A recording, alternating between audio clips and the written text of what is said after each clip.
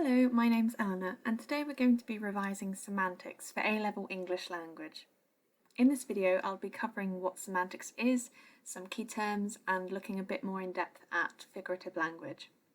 I'll also relate these to the mode field function audience framework of analysis and giving you tips for things to comment on when you come to analyse text.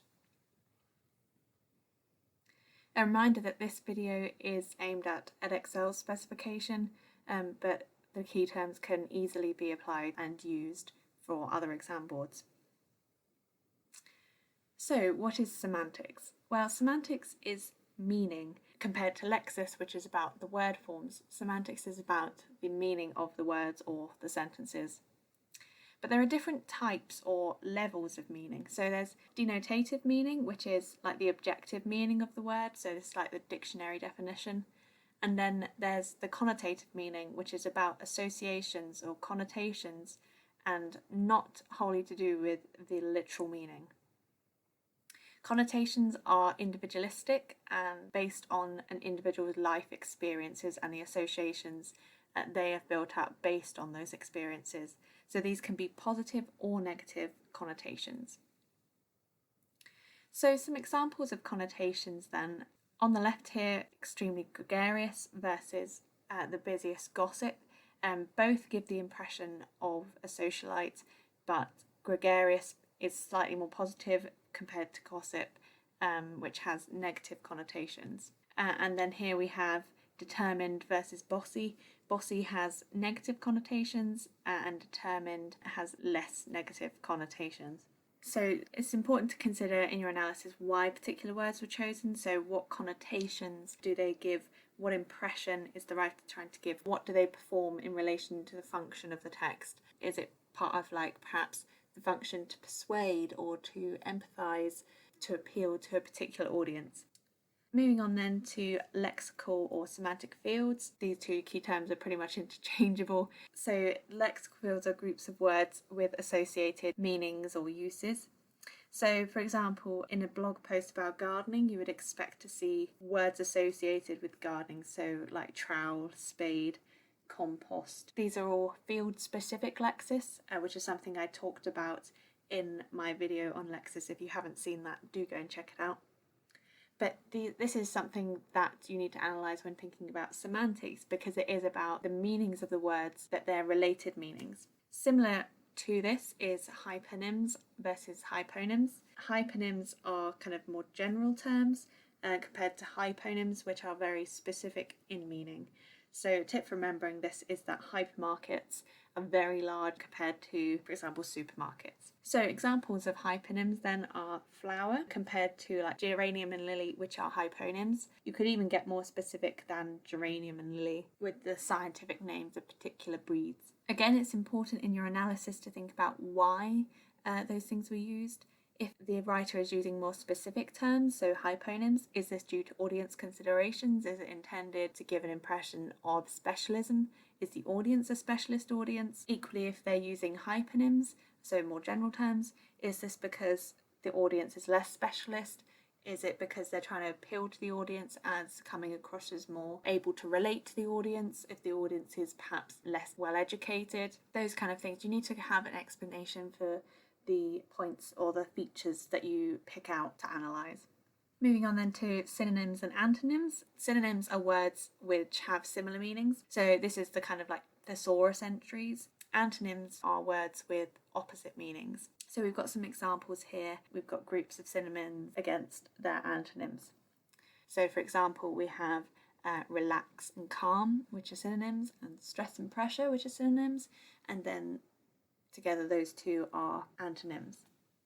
For example, also thoughtful is an antonym of careless, but it's a synonym of considerate.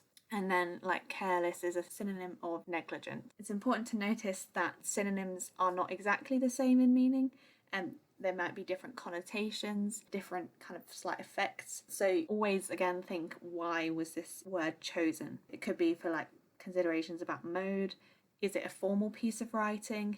If so, then it will need more formal language. This again links to lexis, and as I said, there's a crossover between lexis and semantics.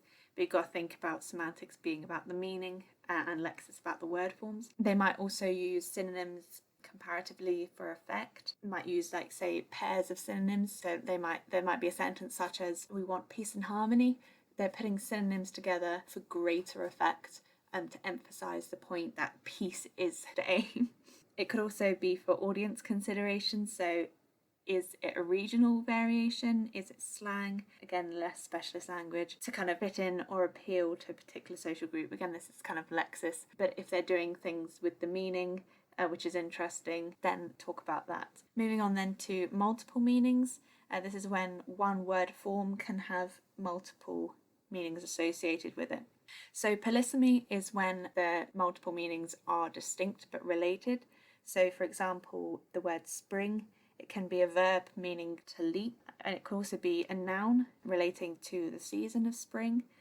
And then there's also a noun which is a place where water comes up out of the earth. So these meanings are all intuitively connected, kind of about bubbling up or leaping up, sort of life and energy. There's a reason that spring has multiple meanings due to the historical development of the word. It all comes from the same verb in Old English.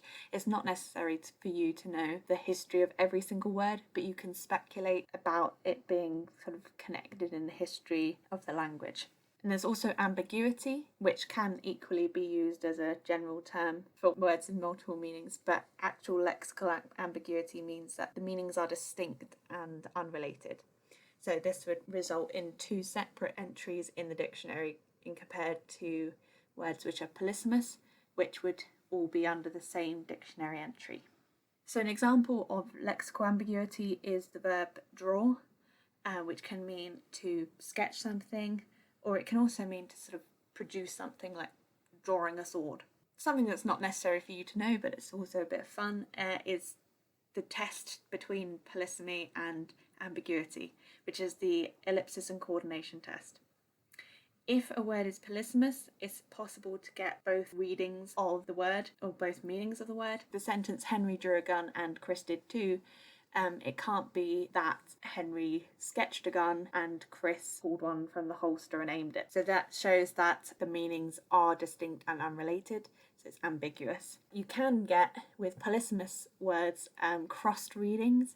So got an example here, which is, you are free to execute your laws and your citizens as you see fit. So it's kind of like a play on words a bit. These are very favoured by journalists in headline writing, just for a bit of fun generally. But always, if you pick these things up, remember to explain why they chose that particular word. It was for the crossed reading, for a bit of humour, the purpose being to kind of entertain as well as perhaps inform in the case of a newspaper headline. Also to draw the reader in and think, oh, that sounds like a fun newspaper, I'll buy that. So always remember to explain why the particular word has been chosen. Then collocations, these are about how often different words appear next to each other. And some words have particularly restricted or narrow collocational range and only appear next to a few words. So for example, merry means similar things to happy, but actually appears in far few less contexts than happy. And also spick only really appears with span, whereas span can also appear in a lot of different other contexts. So if you notice any interesting pairings or unusual pairings with words that aren't generally put next to each other, you can comment on these and again explain why these things have been paired together. Is it for a kind of effect? What effect does it have on the reader? What was the purpose of doing that? And was it to do with the audience or the mode? Is it perhaps a kind of archaic phrase? So yeah, pick up on things that are unusual and explain why they are there. Moving on then to figurative language. These are things that you might remember from English literature, and we won't cover every single key term that could possibly be put here, but I'm going to talk about the main ones. So similes, these are phrases which compare objects using like or as. So for example, as hard as nails, hot like a furnace. And then there's also metaphor, which compare objects by saying that it is the other object. So we saw a simile which was stubborn as a mule. You can have it as a metaphor. She was being a stubborn mule about the whole thing. It's a bit more unusual, but so you can see the comparison between simile and metaphor. There are dead metaphors, which are very, very common metaphors, such that we aren't even aware that they're a metaphor generally when they're used.